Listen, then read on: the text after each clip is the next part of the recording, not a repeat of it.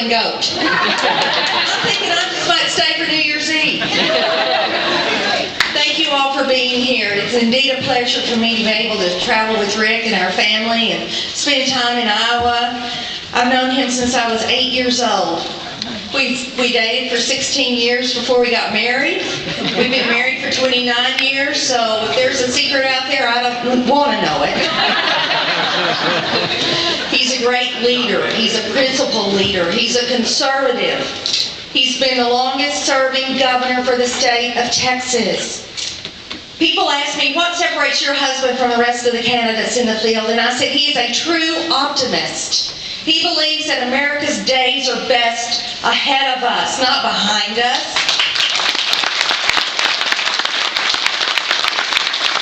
As a family, we're all in supporting Rick because we know what he can do. We know him to the core. I want you to listen to what he has to say to you. I truly believe that we can have America again if we elect a true principled leader that knows what he stands for, that's a bold difference from what we have in Washington, D.C. today.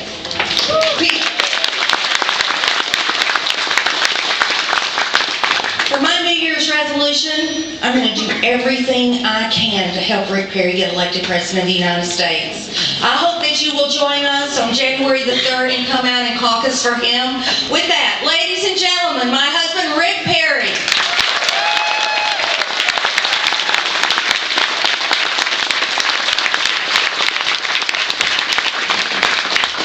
Thank you very much. It is, we've kind of been, I think we were in Waverly at the Fanny Goat. So, and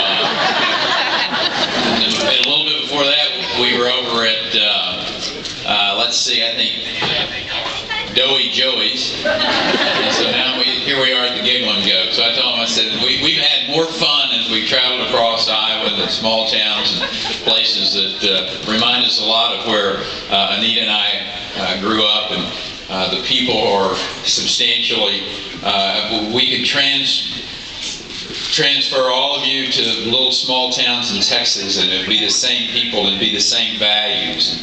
And, hard-working men and women who just want to have the opportunity to live in freedom and keep more of what you work for and keep Washington out of your hair. So that is... Anyway, so with all these goat stops in there along the way, there's one of those parables in the Bible came to me about separating the sheep from the goats. So, I can tell you, we've spent so much time in Iowa here this last few weeks and getting to know the people. I'm really proud that my family's with me on this trip. It's actually, it's a holiday for us in a sense because we're getting to spend time with each other, and our son and his beautiful wife and our daughter are all with us here. And I count myself as one of the luckiest guys in the world to be married to Anita for 29 years, and she shared with you 45 years total. She was a hard sell. But she was well worth the wait. I love you. Oh. So anyway, thanks for all of you coming out today. Marty, in particular, we appreciate your being here today and to entertain the crowd till we got here. And thanks for coming and being a part of this. And Boone County, and we passed the ski slope on the way in, so we knew this is a most interesting community, to say the least. So, and I think the home of a former First Lady in the farm of Mamie Eisenhower. So, listen, I want to ask you to just remember one thing before, if you just remember one thing that I talk about today. It's this question: why would you settle for anything less than an authentic conservative who will share your values and your views in Washington, D.C. and not make one apology for it? Why would you settle for anything less than that during this campaign? And as I've got great respect for my opponents in this campaign. As a matter of fact, any of the men and women who put their name on the consider them. I got great respect for them, put themselves, their family through all that process. But you got to ask yourself, if we replace a Democrat insider with a Republican insider, is it going to change Washington, D.C.? And I think you all know what the answer to that's going to be. You have a choice. You have a choice in this election, and I am the limited government conservative who is going to stand up and give Washington, D.C. a real overhaul. Others have they campaigned as conservatives, but when you really look at the rhetoric versus what they've done, then you can kind of draw some differences between all of us. And I think the world of Rick Santorum. He's got a great family, but we got some real differences when it comes to fiscal issues. And those differences couldn't be clearer when it comes to important issues in this election, like spending. If you want to truly overhaul Washington, you've got to do it with someone who has not voted to raise our debt ceiling, I think 8 different times while Rick was in the Senate. He allowed our debt to go from $4.1 trillion to $9 trillion while he was in the United States Senate. That's more debt even than Obama has laid on us. And what was so important? What was so important that Senator Santorum felt compelled to add even greater debt to our children's credit card, if you will? Was it the bridge to nowhere that he voted for? Was it the Montana Sheep Institute? Was it the Iowa indoor rainforest? Was it his support for the greatest entitlement expansion since Lyndon Johnson's Great Society and that Medicaid Part D? Now he's defending those earmarks. And he's defending them on the principle of federalism. But pork barrel spending, where senators scratch one another's backs, is not about federalism. It's about fleecing the American taxpayer.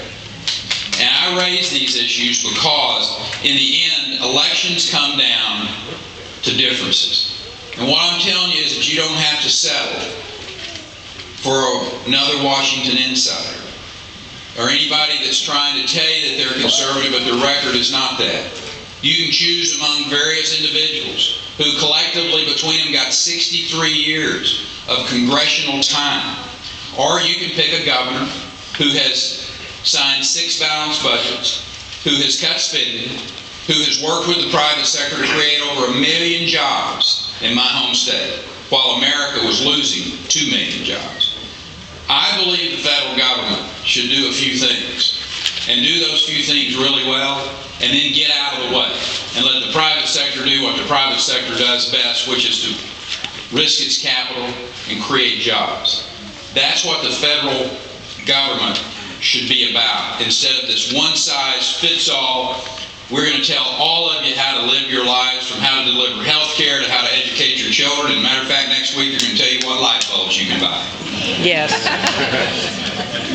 We need to end these earmarks. We need to end this spending spree that is out of control. We need to pass a balanced budget amendment to the United States Constitution. This massive debt that's being laid on the next generation of Americans can't go on. And I'm asking for your vote. But I'm also asking for you to reflect your conservative values. Same values that I learned on that little farm outside of Haskell, Texas, back in the 1950s and 60s. On that farm, I learned the values of hard work, faith, and freedom, family. Government does not exist to provide benefits, but government exists to protect our freedom and to safeguard our rights. And it was an honor for me to follow in my father's footprints as a pilot in the United States Air Force, as I had the opportunity to serve my country. And my conservative values span the spectrum, from fiscal issues to national security to social issues and social responsibility. You know, some talk a good game, but I happen to have delivered that. I protected the unborn in our state by signing a budget that defunded Planned Parenthood in the state of Texas, and there are 12 less Planned Parenthood clinics open today. I signed a defense of marriage law in our state.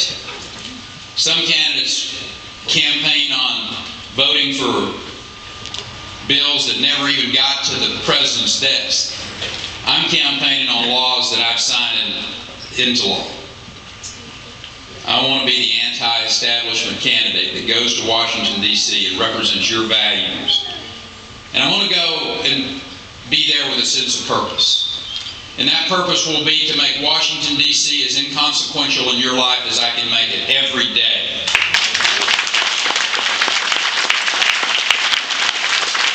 And I happen to think that the key to making Washington, D.C.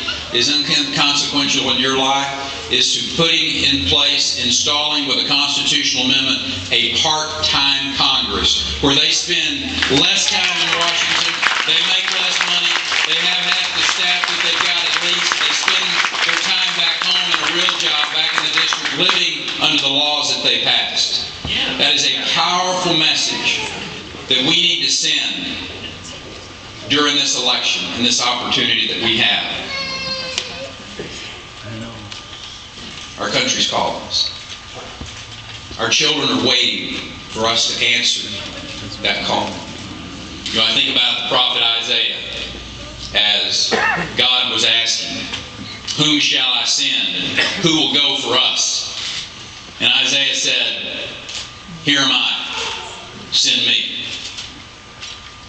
This is your country. Taking her back is our challenge. Taking her back is our chore. I hope you'll join me in answering that call as well and say, here am I, send me. And on the 3rd, I'll make a pact with you. If you all will go and have my back this coming Tuesday, I'll have your back for the next 4 years in Washington, D.C. God bless you.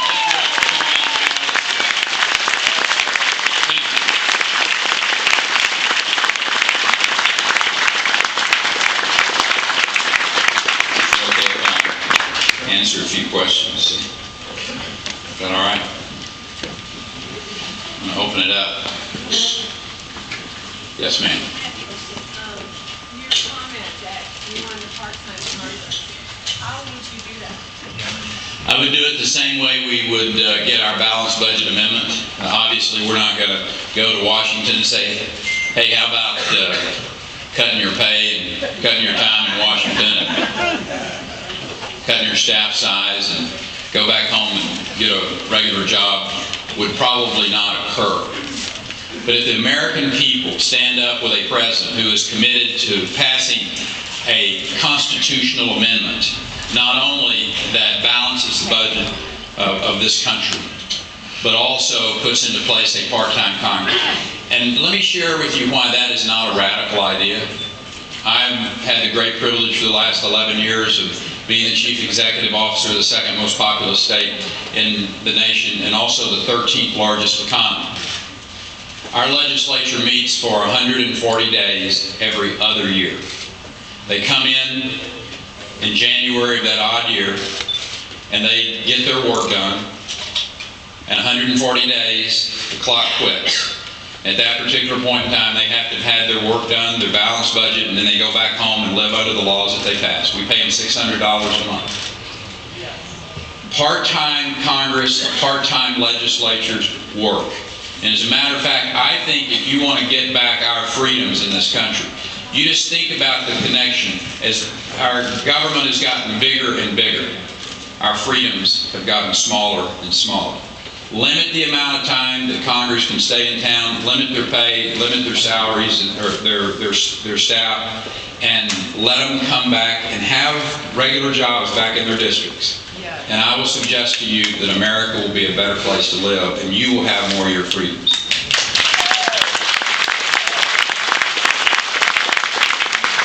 Yes, sir.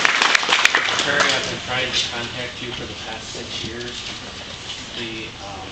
My granddaughter was taken from our custody. The Child Protective Services in Texas broke the Federal Adoption and Safe Families Act law. They placed my granddaughter with her father, biological father, in Euless, Texas. We think that he's beat her to death. I have repeatedly contacted your office, and I've got nothing but a door slammed in my face. The ultimate success or failure of a politician is one that can work with their staff, with state agencies, and with their legislature and I just have a problem with the response that I've gotten in my search for my granddaughter. I'd like the response. Thank you. Great. What's your name? Jeffrey Smith Jeffrey Smith from Grimes, Iowa. from Grimes, Iowa. My missing granddaughter's name is Fiona Jade Great. Smith. I'll get back to you if you'll meet when we get through here and give me a phone number so I can get the information back to you and find out, first off, why you didn't get an appropriate response out of my office, for one thing. But secondly, the details of what's happened, we'll get to you as well. Thank you. Yes, sir. Yes, sir. Gary, what do you think, there's a list of the things you think the federal government can do and should do? Well, they're actually enumerated in the Constitution. And stand the military, defend and secure our borders, sign our treaties. There's a very clear and limited and enumerated list of duties that the federal government is supposed to be engaged with. Obviously, that has been expanded over the course of the years with not only constitutional amendments, but also by direct involvement by Congress and by administration. So we do substantially more than what constitutionally we should do, and frankly, I think what most Americans, the idea that your dollars flow from Iowa to Washington, D.C. to fund the Department of Education, and then that money is redistributed back to the states with the federal government picking winners and losers. I would do away with the Department of Education. Allow Terry Branstad and the members of the Iowa legislature, along with your school boards, administrators, teachers, and parents to make decisions for your children's education. I don't have any idea why we have a Department of Energy. Washington does not need to be picking winners and losers in the energy industry. I'm for all of the above. We need a very broad portfolio of energy in this country to allow us to be less dependent on foreign sources of energy. That's a national security issue. As a matter of fact, I do not know why the president does not allow the pipeline from Canada to be built down into the United States, because of the jobs that would be created, because of the ally that we have, allowing us to be more dependent on domestic and North American sources of energy, rather than countries that in many cases don't have our interest in mind. As a matter of fact, they're hostile towards the United States, and we're helping fund those countries by buying those foreign sources of oil. So, whether it's coal or whether it's gas, oil, ethanol, wind, solar, we need all of that. Hydro. But the federal government doesn't need to be picking winners and losers, and that's the reason I would get rid of all of the federal tax credits for all of those sources of energy and let the marketplace. But the real key here is getting the regulations out of the way of entrepreneurs, whether they're in the energy industry or whether they're making John Deere tractors or whether they're in any type of manufacturing and job creation.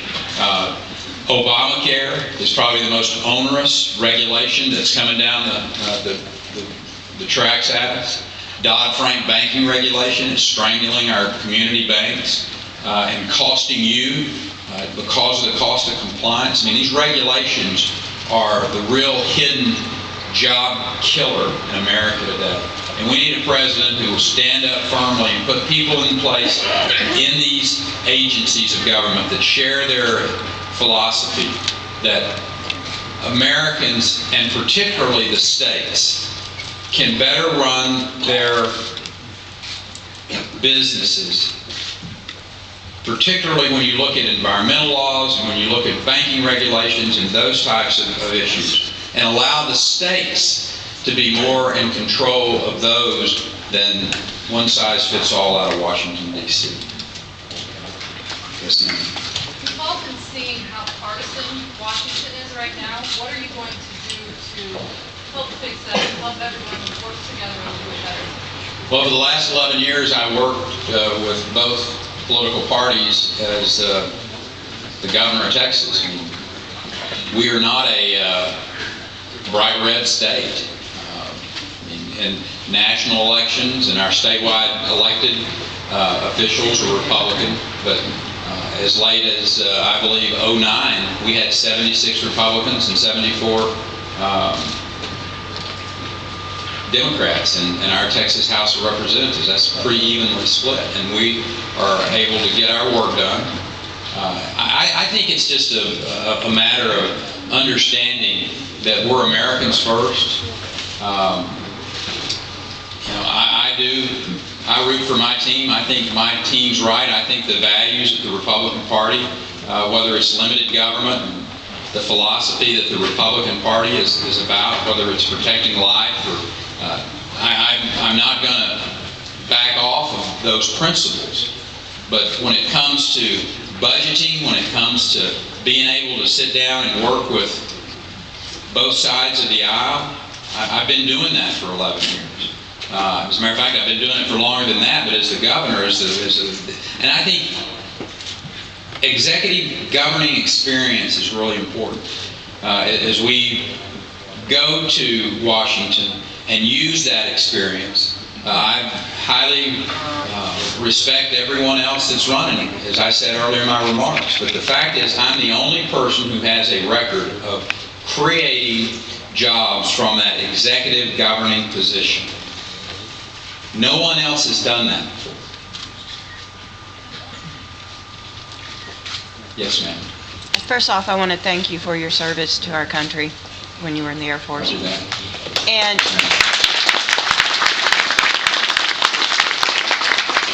I just think you need to clarify for the people that are confused about your stance on immigration. I think people are hung up on these in-state tuition. I don't think they understand. Sure, be happy to do it.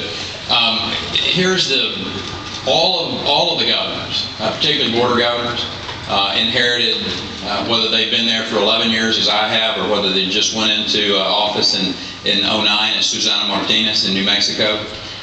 We all inherited a very difficult situation in the case of a border that has been porous and a federal government that has not done one of its constitutional duties of securing and defending our border. So we have to make decisions that our people think are in the best interest of our states. And I would never tell the people of Iowa, you need to do what we did in Texas relative to the issue of illegal immigrants who find themselves in Texas by, frankly, no fault of their own, but they graduated high school, they've done their work, and at that particular point in time, Texans had to make a decision, and they made an economic decision that these people are going to be in our state because the federal government basically has said you're going to education, you're going to deliver health care, and how are you going to address it? And in Texas, they said what's in the best long-term interest of this state is for those young people to get in line to get their United States citizenship and for them to pay full in-state tuition at a community college or university, because the choice was basically this. You're either going to create tax wasters, and what I mean by tax wasters is you're going to have a class of individuals who, because they could not become part of a skilled workforce, you're going to end up paying for probably in a more expensive way, or we're going to allow them to pay the full in-state tuition. That's what Texans, as a matter of fact, it was an overwhelming vote of 181 members of the legislature. There were only 4 dissenting votes out of that. So that's how Texans decided. But I want to get back to the root cause. And the root cause is a federal government that has failed in its constitutional duty to defend and secure our borders. I've dealt with this for 11 years. $400 million that we have put in Texas taxpayer money into border security. Texas Ranger recon teams that we constituted and sent to the border. Our Parks and Wildlife manned gunboats on 2 major bodies of water on the Rio Grande today. The president came to El Paso earlier this year and said that the border was safer than it had ever been in history. I don't know, I thought he was talking about the Canadian border. The president, either for political reasons or, I know he's not that naive. Our border is not secure. Our border is not safe. By the grace of God, we have not had any of our law enforcement that have been, they've been shot at, but they have not been injured. But the day will come if we don't have a President of the United States who is committed and understands instinctively you cannot have homeland security until you have border security. I have made this commitment. I have made this commitment that within a year of my taking my hand off of the Bible in January of 2013, we will shut down and secure the border with Mexico. We will put the boots on the ground, the aviation access in place. That border will be I'm going to do one more question. yes, ma'am. Anybody that jumps up has got to get the last question. That's awesome. I'm wondering, we import all this oil and stuff, and we got Alaska, right? That's our state. We've got 300 years. Why are we getting that oil over to Japan? Yes, ma'am. Shouldn't they be putting that? Good question. Her question is, why aren't we using our domestic sources of energy and or North American sources of energy that are at least our allies, rather than buying oil from places like Venezuela? Why do we gotta pay Japan back anymore? I'm all over that. I mean, that gets over into the whole foreign aid issue. My question is, while America's got $15 trillion worth of debt, why are we sending the billions of dollars in foreign aid that we're sending to these countries? In a lot of places like Pakistan, I've yet to figure out what is, whether they're our friends or not. Yeah. But 300 years worth of energy in this country that we need to be taking advantage of. We need to be drilling, we need to be using our clean coal, we need to be using our ethanol, we need to be using every source of energy that we can find that is particularly attached to our allies or domestically produced, so that our country can be secure and we can put Americans to work and this country can have its best days ahead of it. God bless you.